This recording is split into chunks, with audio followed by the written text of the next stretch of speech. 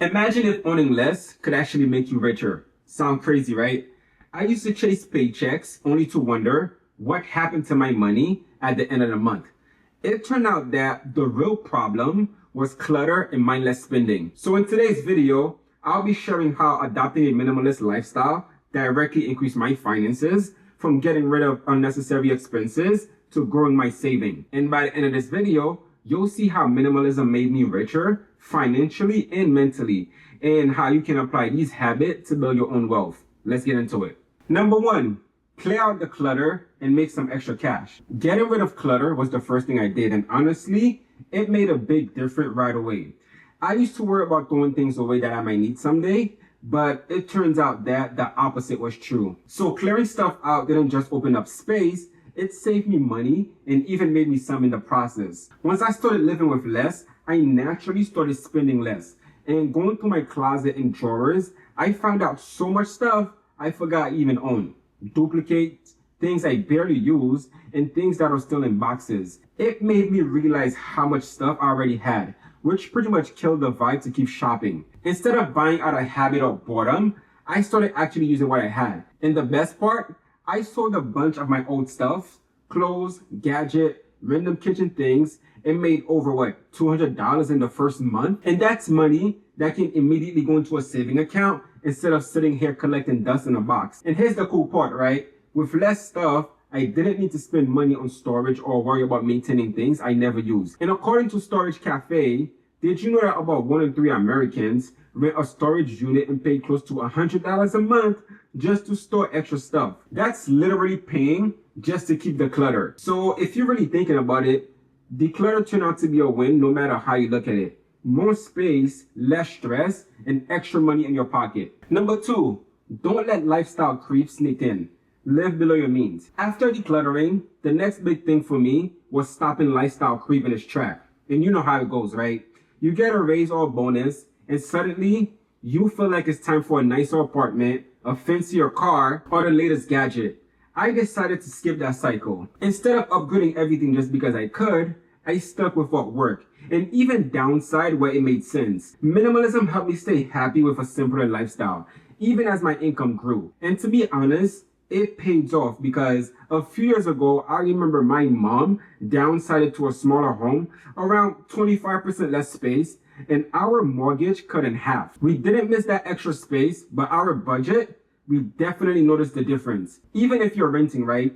Living a little smaller can save you big time. Moving from a 3-bedroom to a 2-bedroom apartment can cut down your monthly expenses by $400. That's about $5,000 a year going right back into your pocket. And the best part, it's probably not going to feel like a sacrifice. A smaller home or an older car means that you're paying lower utility bills, cheaper insurance, and fewer things that can break or you feel like you need to fix. So the bottom line, avoiding lifestyle creep isn't about being cheap, it's about being smart. Every time you choose enough over extra, you're giving your future self a raise.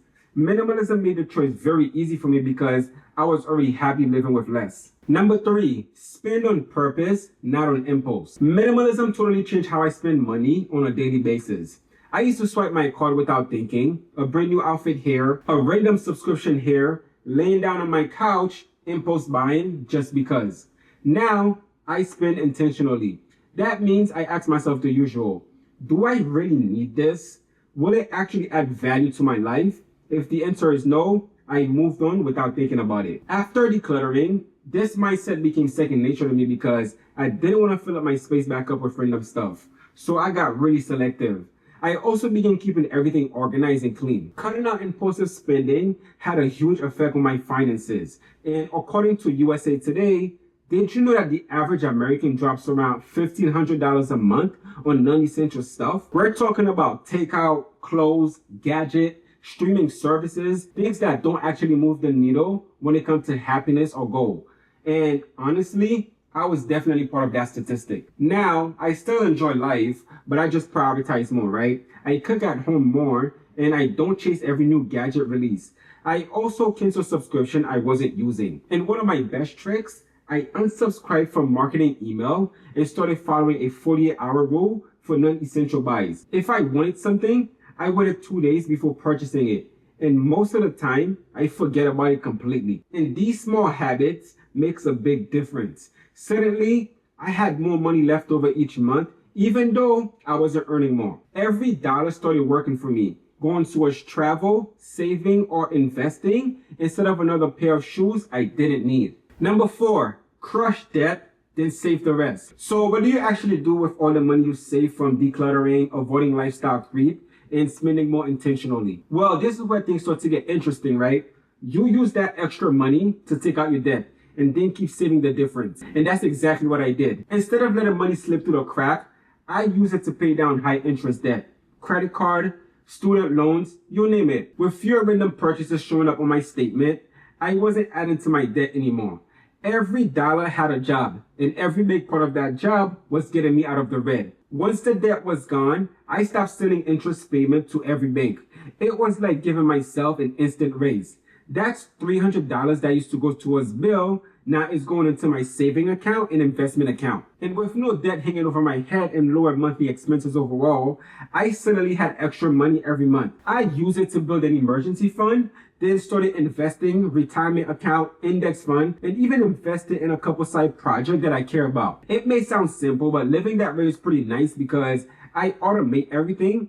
I don't impulsively spend anymore. I just have consistent money flowing towards my goal. And I remember in my first year of being a minimalist, I saved over $3,000 just by cutting back. And here's the best part. If you consistently invest the money you save from a minimalist lifestyle, you can use that extra cash for personal growth or experiences. Number 5, find freedom and peace of mind. All those minimalist habits, clearing the clutter, living below your means, spending intentionally, and investing the difference, they all add up to something way bigger than just a bigger bank account.